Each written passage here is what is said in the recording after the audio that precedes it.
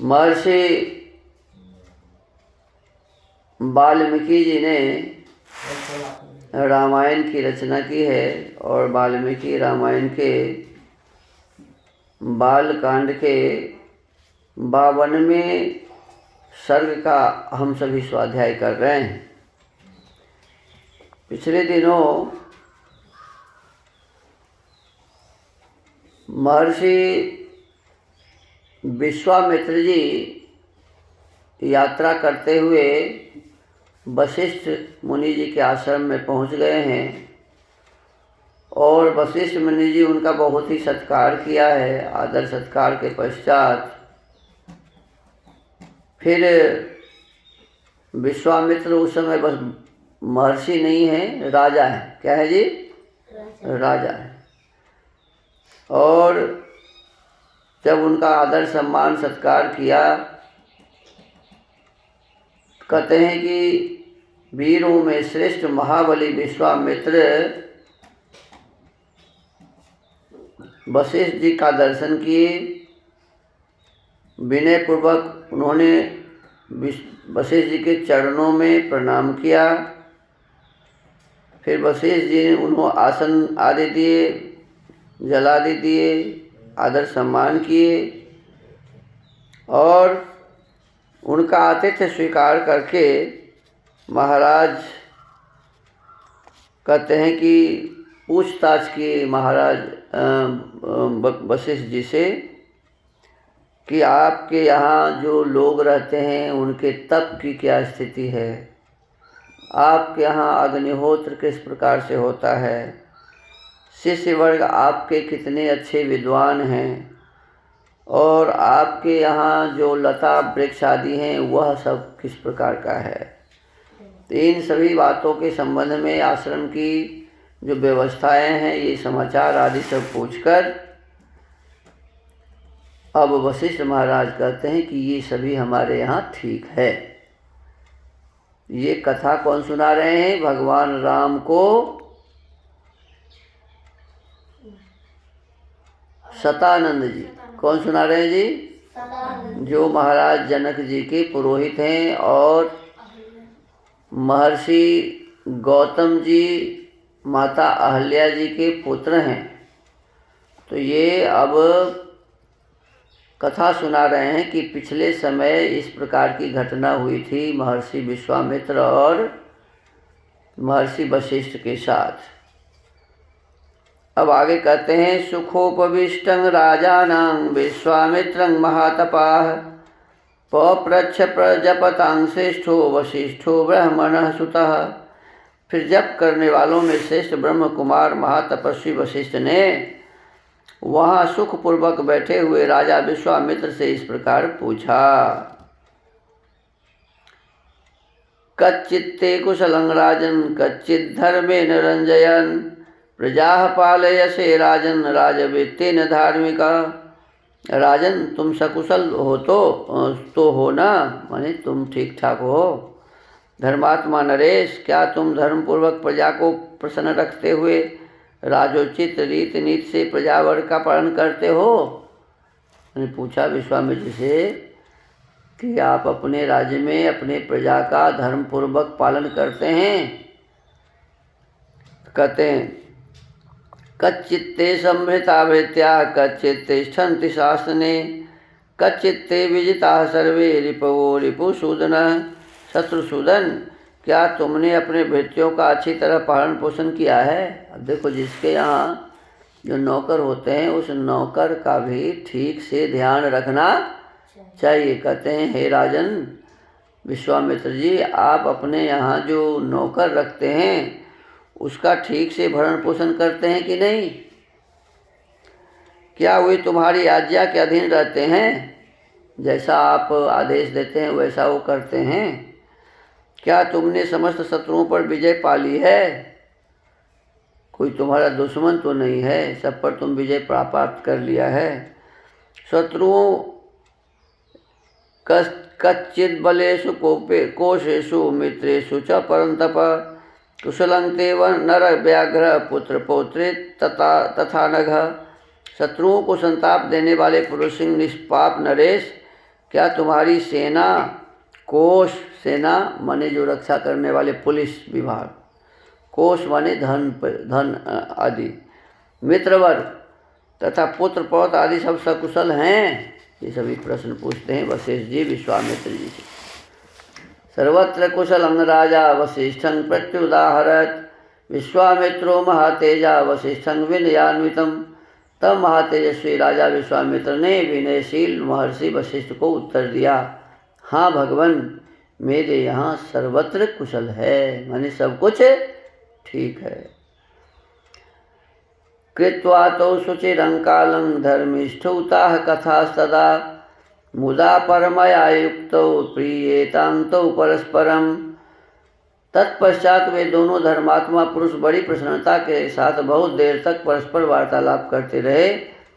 उस समय एक का दूसरे के साथ बड़ा प्रेम हो गया। वशिष्ठ जी और विश्वामित्र जी, राजा उस समय विश्वामित्र जी क्या थे जी? राजा।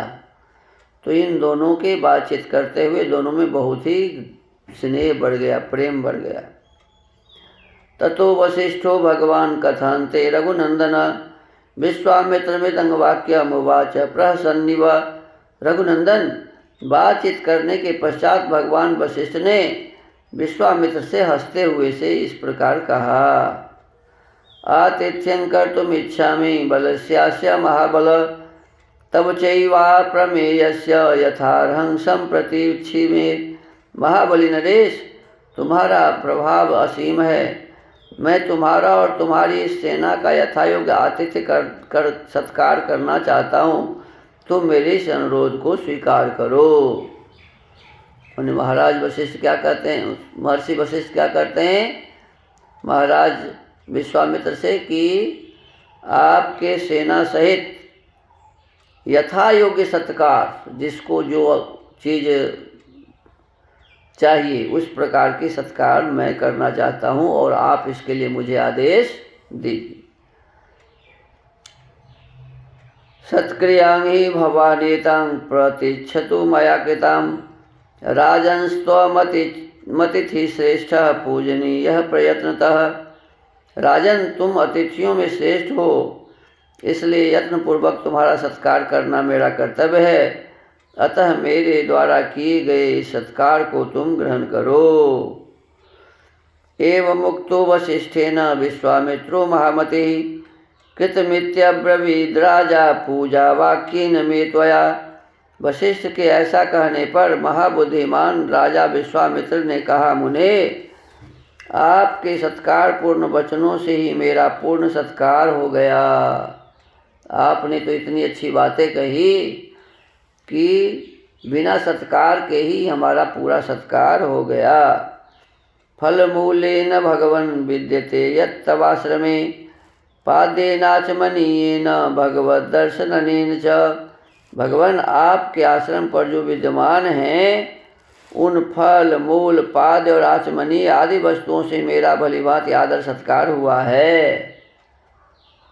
सबसे बढ़कर जो आपका दर्शन हुआ, इससे मेरी पूजा हो गई। कहते हैं कि आप महर्षि हैं और आपका दर्शन ही करके मैं कृतकृत्य हो गया, यही मेरी पूजा हो गई।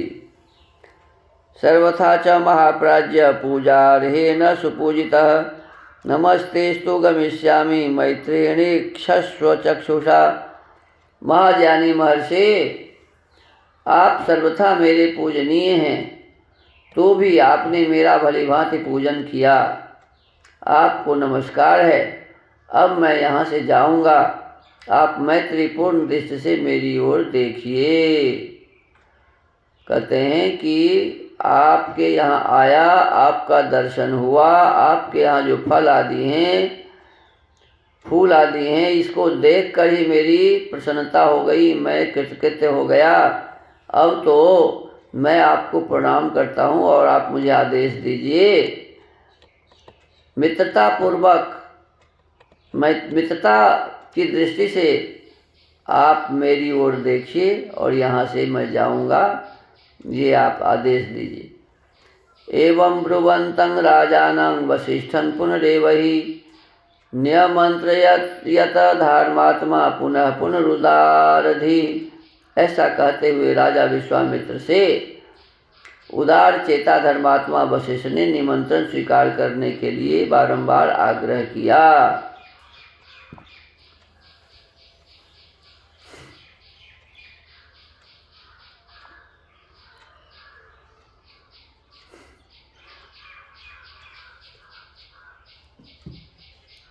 बाढ़मित्येव गाधेयो वसिष्ठं प्रत्युवाचः यथा प्रियं भगवतस्तथास्तु मुनिपुंगव।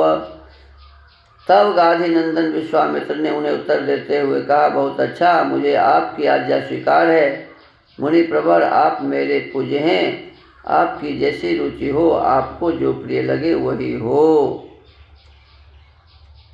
महर्षि विश्वामित्र को वशिष्ठ जी कहते रहे कि मेरे यहाँ का आप सत्कार ग्रहण कीजिए। तो अंत में वशिष्ठ जी को उन्होंने कह दिया कि जैसी आपकी रुचि है, जैसी आपकी इच्छा है, जो आपको प्रिय लगे वही आप करें। एवं मुक्तस्तथा तेन वसिष्ठो जपतांगवरः आजुहाव ततः प्रीतः कल्मासिंधूत कल्मषाम। राजा के ऐसा कहने पर जप करने वालों में श्रेष्ठ मुनिवर वशिष्ठ बड़े प्रसन्न हुए। उन्होंने अपनी उस चित्तकबरी होम धेनु को बुलाया जिसके पाप अथवा मैल धुल गए थे। वह कामधेनु थी। कहते हैं कि महर्षि वशिष्ठ के पास एक कामधेनु गाय थी और उस कामधेनु गाय को उन्होंने अपने पास बुलाया जो चितकबरी थी। माने बिल्कुल सादा नहीं, बिल्कुल लाल नहीं, बिल्कुल पीला नहीं, सब प्रकार के रंग से, माने कहीं उजला कहीं काला कहीं इस प्रकार से था लाल। तो चितकबरी गाय थी, उनके पास धेनु थी। उसको उन्होंने अपनी उस चितकबरी होम धेनु को बुलाया। अब आगे उस गाय के माध्यम से आगे क्या क्या करते हैं इसकी कथा होगी। तो आज के इस वाल्मीकि रामायण के कथा को यहीं विराम करते हैं। ओम।